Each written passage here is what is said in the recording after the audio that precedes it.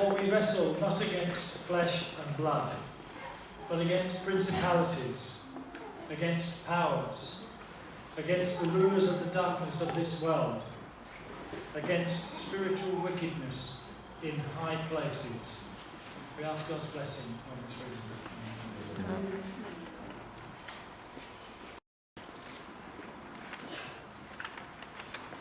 My sermon is entitled Evolution versus Creation. Creation wins. It's not the sermon that I planned, because at about 4 o'clock on Thursday morning, I suddenly realised that the intellectual discussion that I had about evolution and creation was missing the point.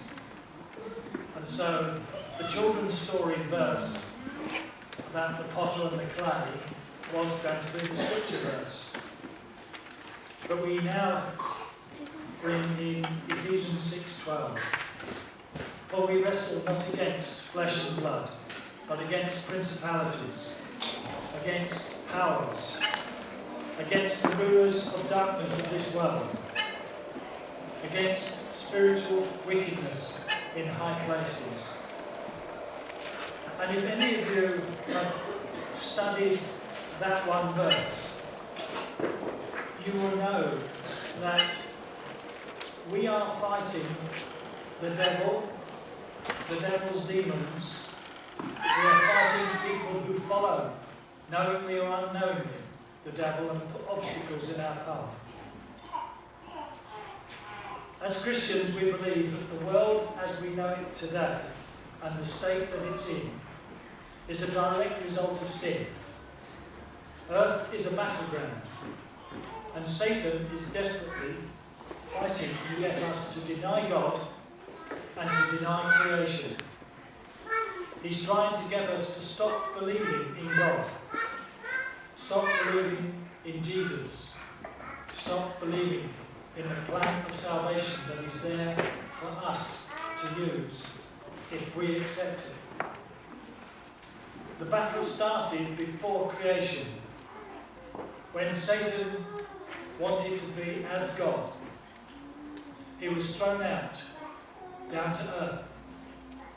And on earth, he tempted Eve and Adam to sin.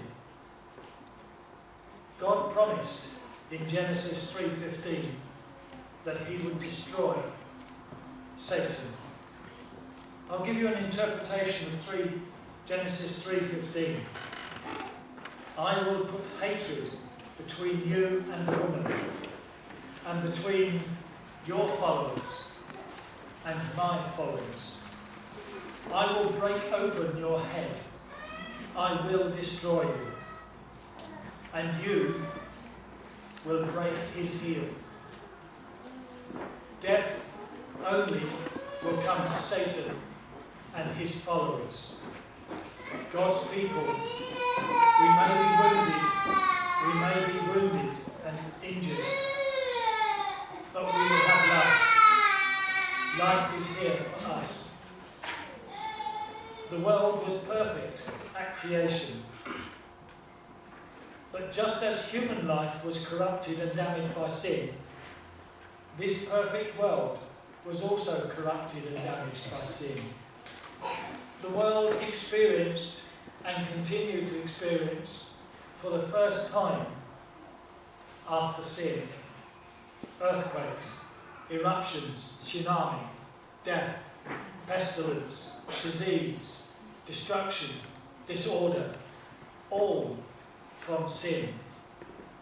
And it's only when we know the Bible we have the answers. When people say, why does your God allow this?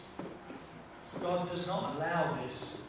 This is part of the battle between good and evil. Evolution versus creation. It's not an academic study. It's not about this theory or that theory, this belief or that belief. This is about,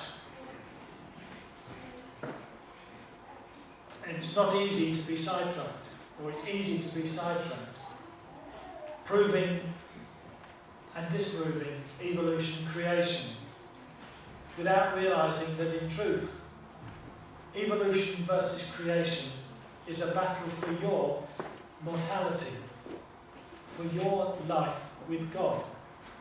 Satan is fighting for his very existence. He's using earth as the battleground, and he's using the human race as collateral damage. He does not care who dies, so long as he lives, and lives to continue to wreak destruction upon people. Satan's goal is separating the Creator from creation. Evolution theory does just that. It separates God, the Creator, from us, his created people. Darwin's theory of evolution, the survival of the fittest within a species, I have no problem with. Animals have and do adapt and change to their changing environment. They pass on these changes to the next generation and they survive. Those that don't adapt and change die. The Arctic hare, the Arctic fox, two separate species, but in order to survive, in order to hunt and eat, their coat, which was a darker colour, is now white. They've adapted within species. I absolutely disagree with the evolutionist theory that bunches together inaccuracies, falsehoods and misperceptions in order to deceive and confuse. Evolution theory, not Darwin, will tell us that the Earth evolved over millions of years, and animals evolved from sea reptiles to land animals and adapted all the time to the changing environment. They evolved from one species to another, and eventually from chimpanzee monkey to man. A very prominent communist who does not believe in God, Vladimir Lenin, says this: a lie told often enough becomes the truth. And that's what's happened with evolution. They've told the lie through my school years and continuing to tell it. And it's become the truth. It's become scientific. At the heart of evolution is that humankind evolved from one species to another.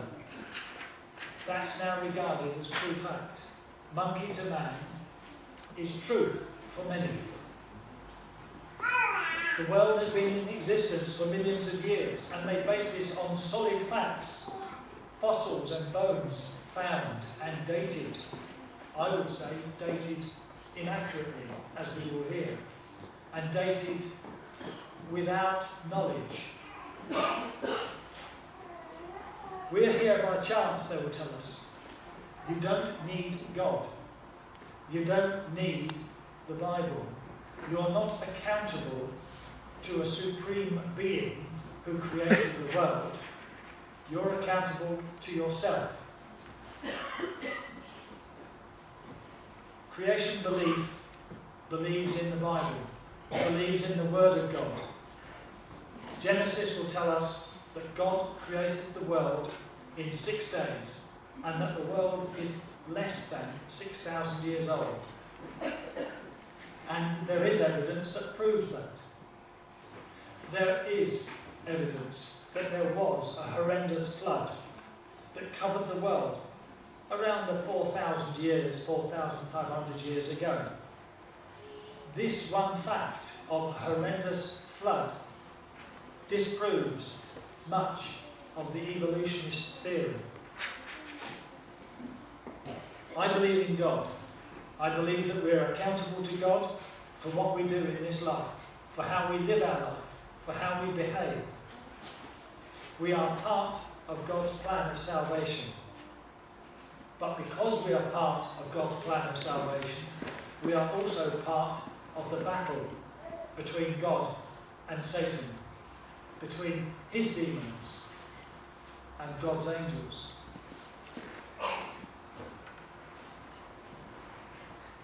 Here we have a picture of, here we go, take the next one.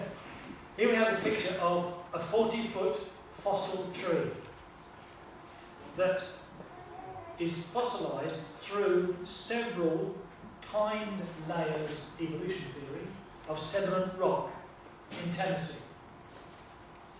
A fossil cannot be formed over millions of years. It is formed in one go over millions of years. You can't say, I'll do the bottom this week and next year I'll do the next bit and I'll do this bit later on. That's not the way a fossil works.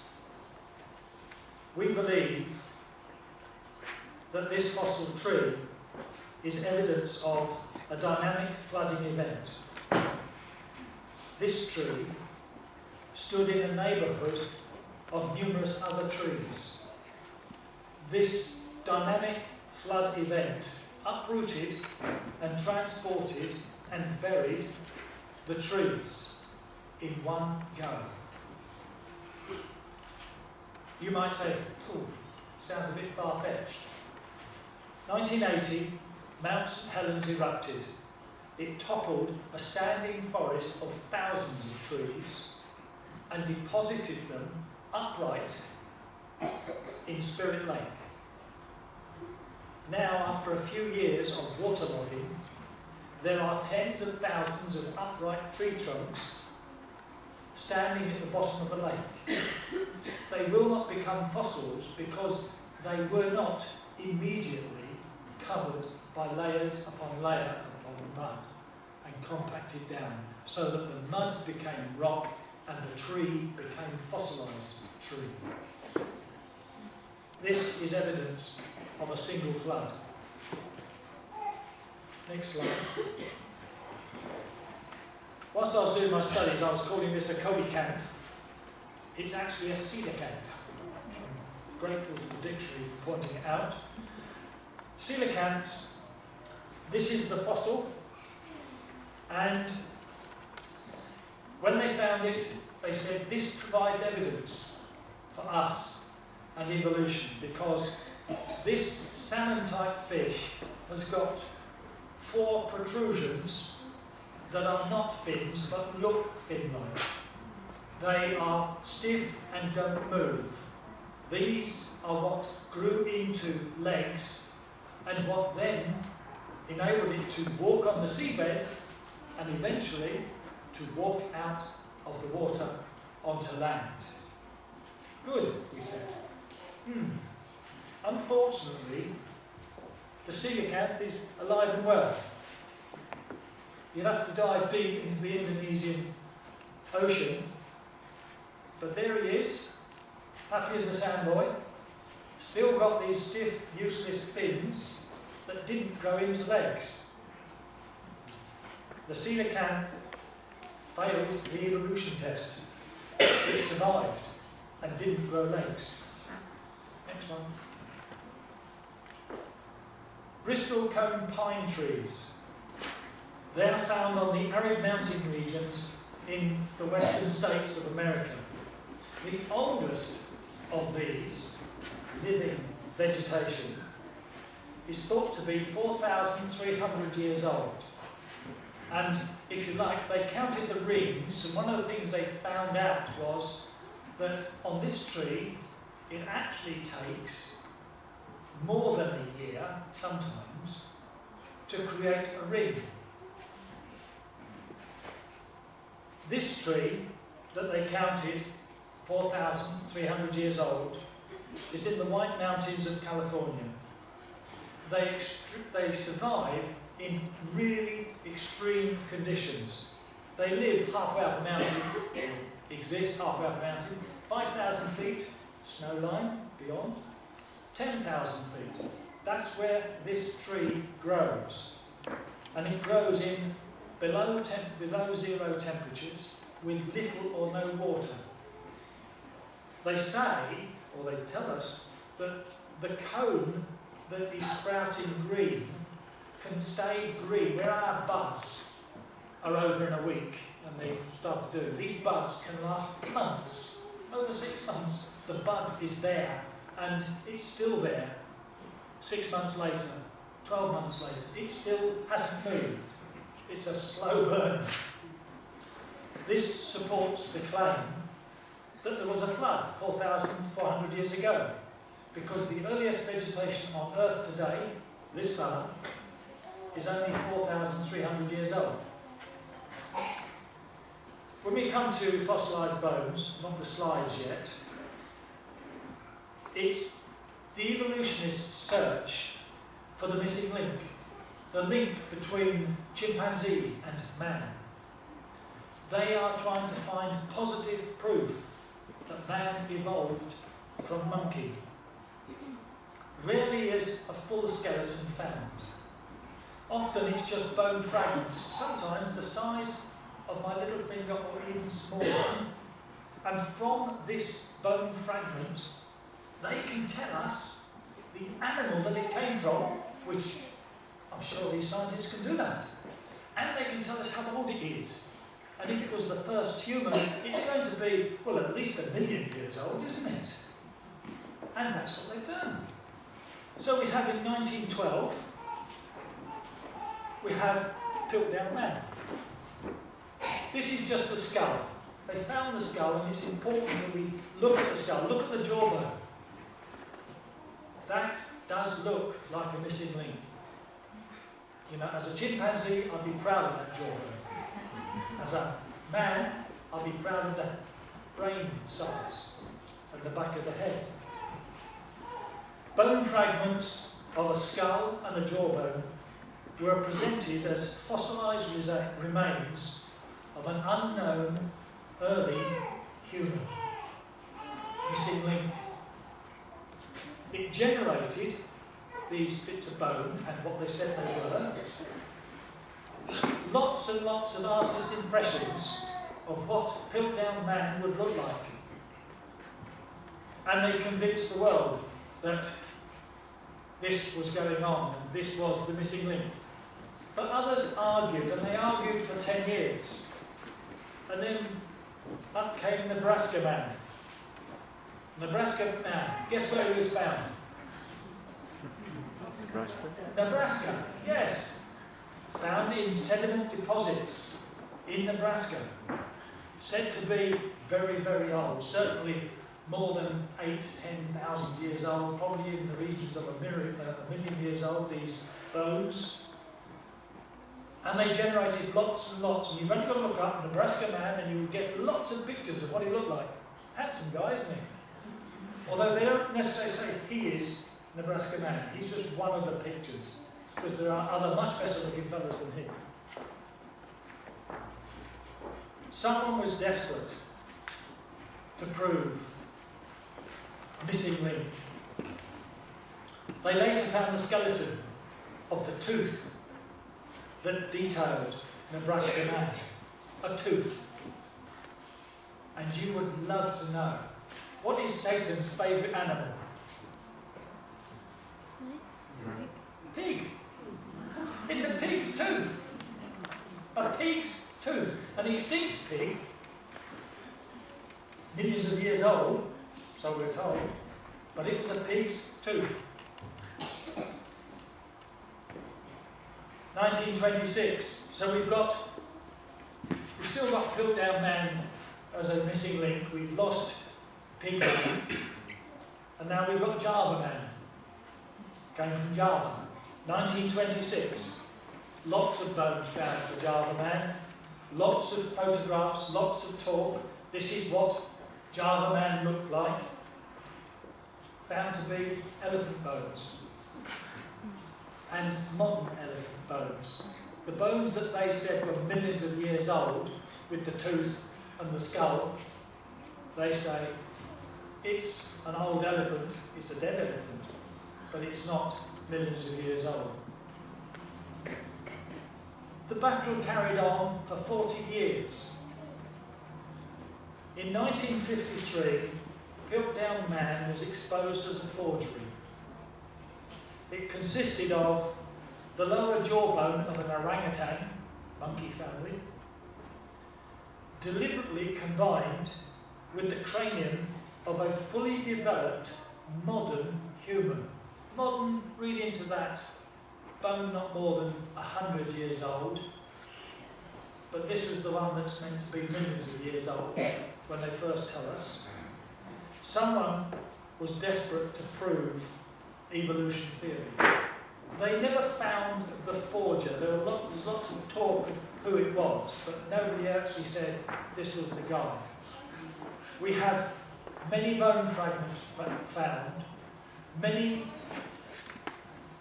allegations that they are millions of years old, and they're not, and there's no missing link.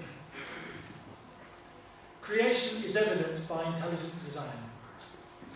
I think that's the last of the... Oh God. Creation is evidenced by intelligent design. In the beginning, God created the universe. Science tells us that each human body is made up of 37 trillion cells. And each single cell is made up of 100 million atoms, all bouncing around in this one cell. They're acting and interacting in perfect harmony with themselves inside the cell and with the other cells that are bouncing around the human body. There are different types of cells for every different part of the human body. So you've got skin cells, you've got hair cells, you've got lung, heart, brain. All of these things have a different cell, and they're made up differently for the function that it is to carry out. A scientist and a journalist, Peter Gwynne, in 1979, so it's old history for us, wrote an article for Newsweek, The Secrets of the Human Cell. This is what he says. Each of these 37 trillion cells functions like a walled city. Each cell functions like a walled city. Within that cell, these atoms bouncing around, they run power plants that generate the energy. They run factories that produce the proteins and the chemicals that cell needs. There are complex transport systems within the cell that guide chemicals and proteins and all the things made within the cell from one point to another, even external of the cell, but transport systems. There are sentries on guard that monitor the outside world for invaders. And there are disciplined biological armies that stand ready to grapple with any invader.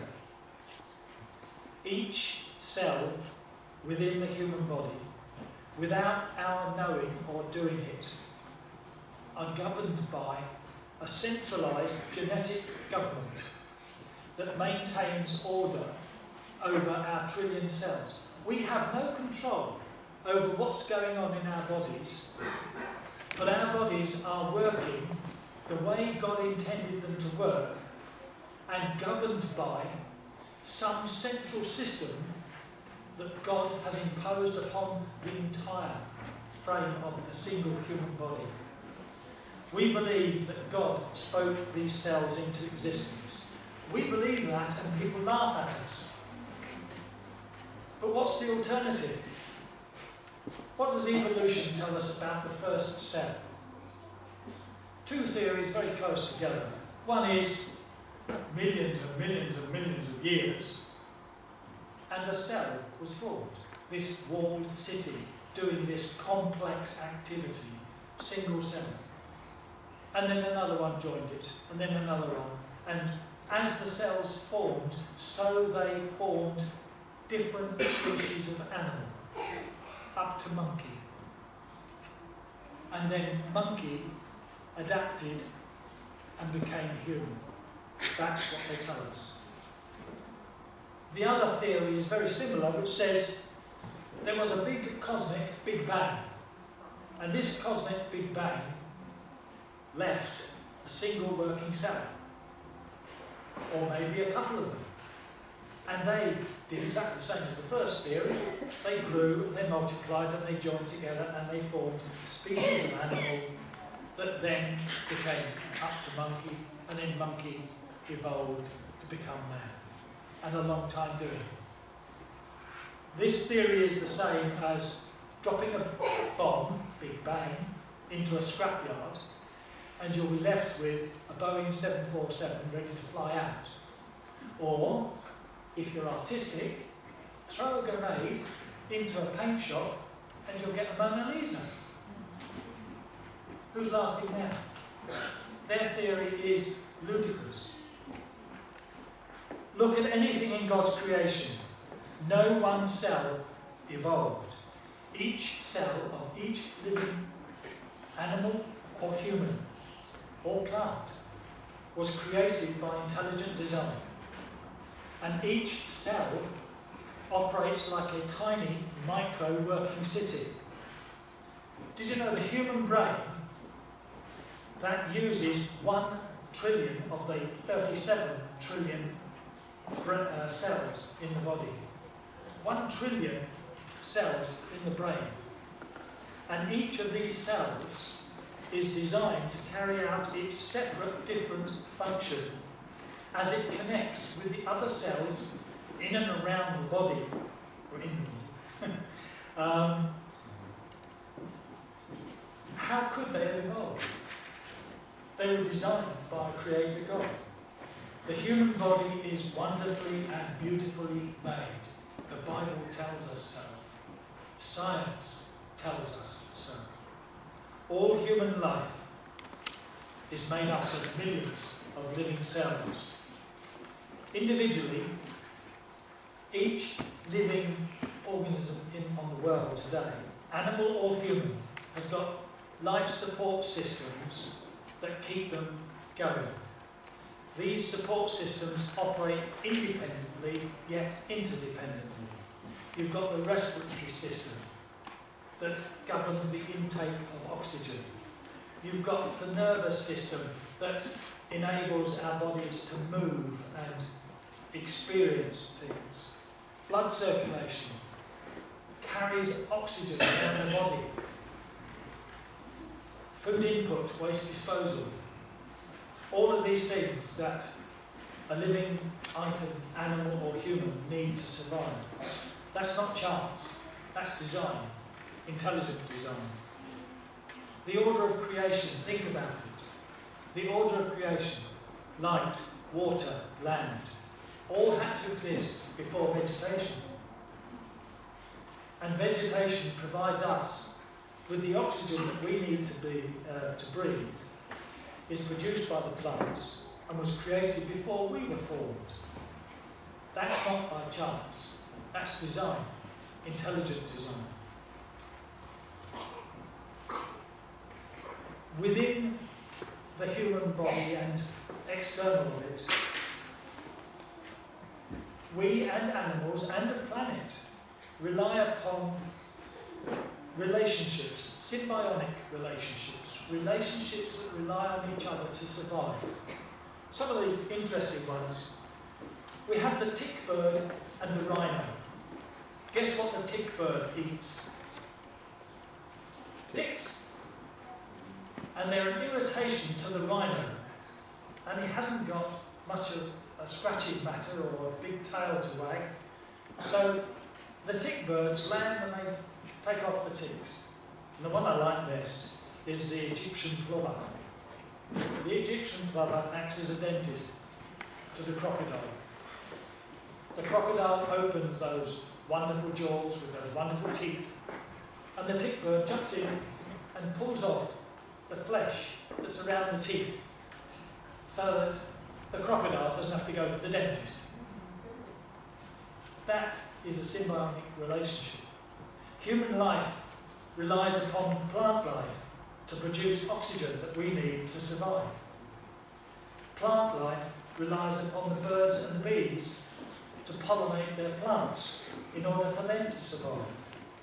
Our bodies rely upon friendly germs, friendly bacteria, to digest the food that we eat and create the nutrients that we need to be healthy. That's not chance, that's design, intelligent design. Horseshoe crab fossils are dated at 150 million years old. They also exist today. They still have got the same primitive, ineffective eye. Why have they not evolved a more modern eye? They've had 150 million years to do so. Surely, if evolution is correct, something will happen. Scientists used evolutionary theory to work out that the moon was millions of years old, and because it was millions of years old, on the surface there would be feet upon feet of dust. And we're going to land our lunar lander in that dust. And then we want to take off again. And so they put big pads on the feet of lunar lander. Lunar lander landed small amount of dust, consistent with the world, the moon being 6,000 years old, not millions of years. The dust was not there for the millions of years. It was there for the 6,000 years. Lunar lander took off, all was safe. This matches the Bible account of the creation of the stars, the moon, the earth. All happened at the same time. In the same week, everything was made. So there can't be millions of years difference in any one of the creative activities. The Bible account of the flood has been given to us by Bible scholars that it was 4,500 years ago. Genesis 6 to 9 goes right the way through how God was unhappy with the violence and the wickedness of the earth, and that he destroyed the earth by a great flood, and he saved only Noah, his family, and the animals that were on board the ark. In 1985, Richard Ballard, who used his robot submarine with its cameras to find the Titanic, wanted to find the ancient civilizations that he believed existed in and around the Black Sea many years ago. And so he went down there and he went into the Black Sea, and off of Turkey, 400 feet below, he saw the ancient shoreline of the submerged country that was there above land before the flood. It proved to him there was a single catastrophic flood in the Black Sea area, and it probably covered the whole world, and it was around, for his calculation, 4,000 to 5,000 years ago. Elsewhere, and this is all over the world, we are finding seashells halfway up mountains. The interesting one is that seashells have been found up to 800 feet above current sea level, proving that at some stage the sea was 800 feet above where it is now. If current sea level rose by 800 feet, most of the towns and cities of this world would be under 400 feet of water. So, indisputable evidence. Scientists and geologists do not argue about a catastrophic flood. They believe it did occur and that much of it still remains underwater. The dispute is about whether there were other floods. Fossils are formed by catastrophic fast flooding, immediately followed by quick covering of mud, silt, more mud and silt, compacted down so that the fossil becomes, so that the living matter becomes fossilised. Coal is dead plant material, fossilised. Crude oil and gas is dead marine life, fossilised. Creation argues that the pre-Noah civilization was around the area of Syria, Iraq and Arabia. The flood occurred here, and the vast oil deposits that exist here are evidence of the civilization that was buried quickly under God's flood. Evolutionists will tell us, yes, there was a catastrophic flood, but we're not really talking about that one. The first flood was when an asteroid hit the Earth and everything went out of sync, and there was a great flood and a cloud of ash that created an ice cloud, an ice age. And then there were regular floods and regular volcanic ash clouds falling to the Earth over the millions of years, and so the strata was building up, so that they then get to their wonderful dating method. Listen to this. Fossils are dated according to the strata where they're found. That's fair enough, isn't it? Strata are dated according to the fossils that are found in them. That's the same thing. So nothing tells you what is the date of the fossil or the strata. You can't use one to tell you the other. And how does he explain my 40-foot tree buried in one go? 40 feet of sediment dropping down on top, and being, above that has got to be more than that.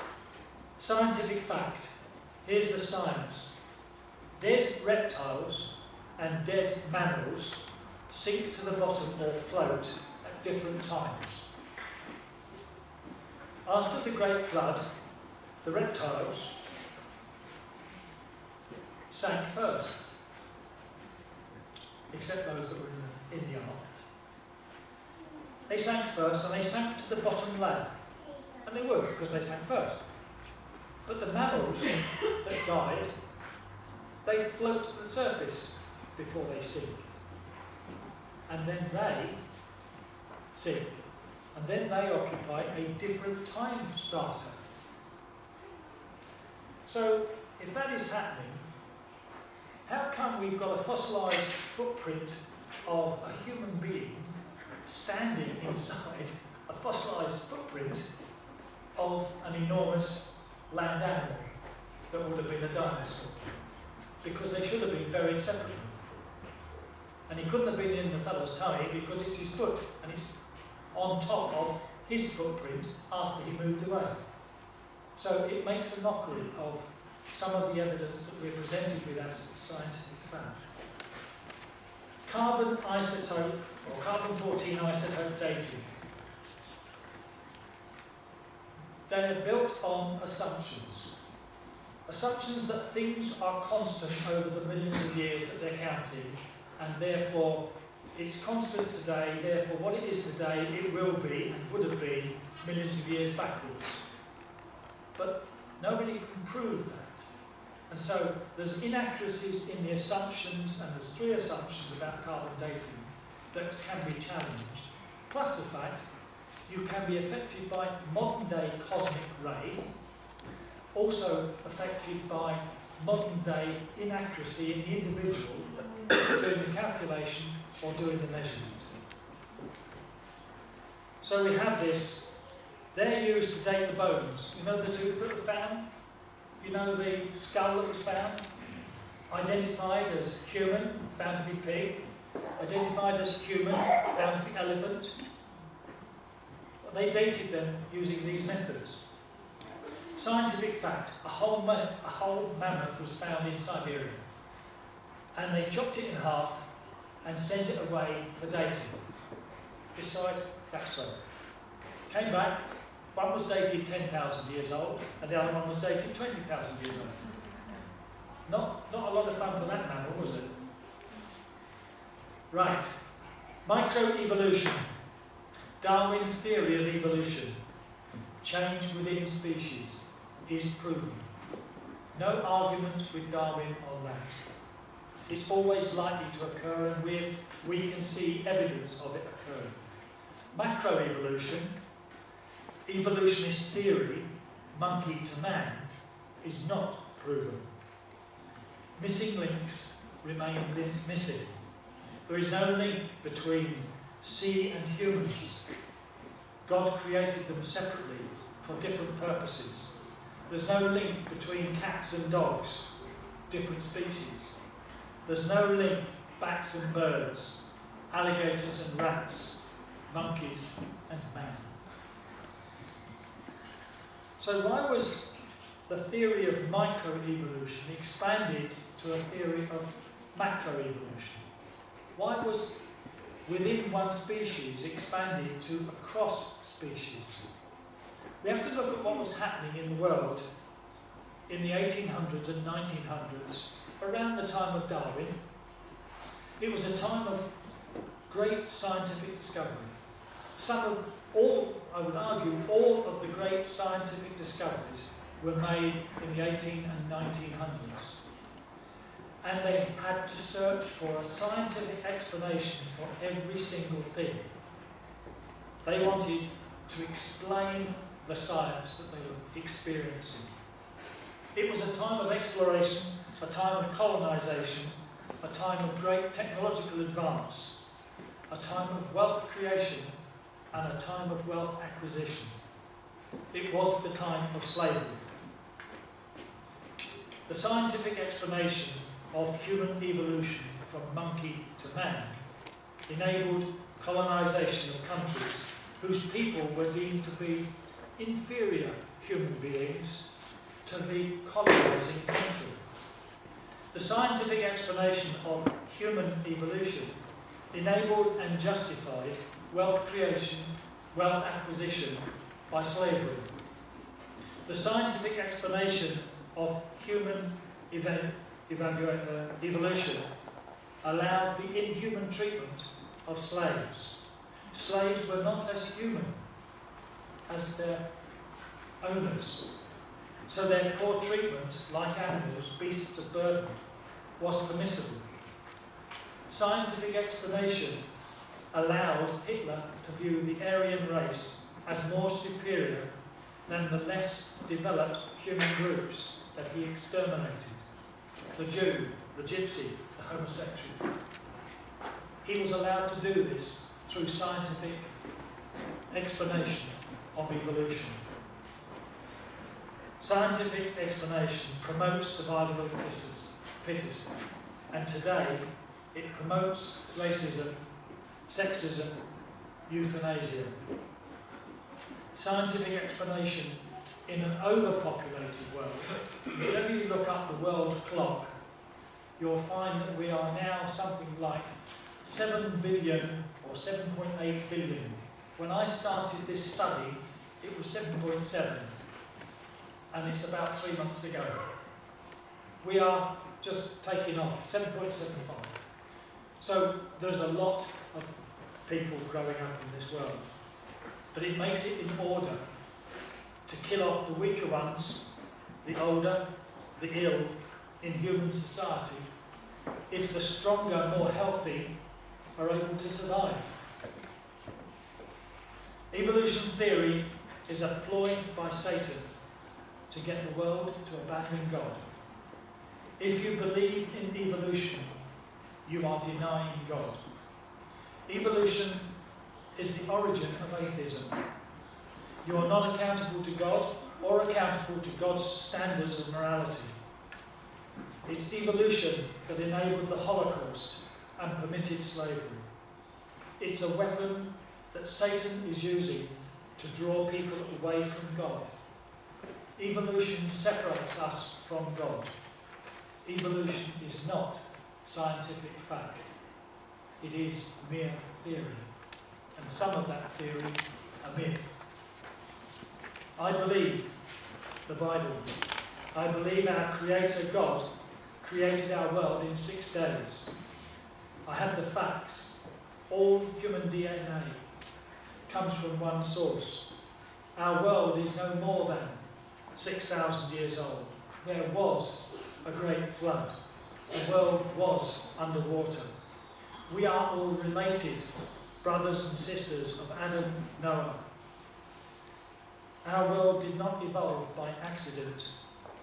It was created by design. We are brothers and sisters of Jesus, and it is Jesus who has provided us with the plan of salvation that gives us life, where evolution gives us death. Thank you.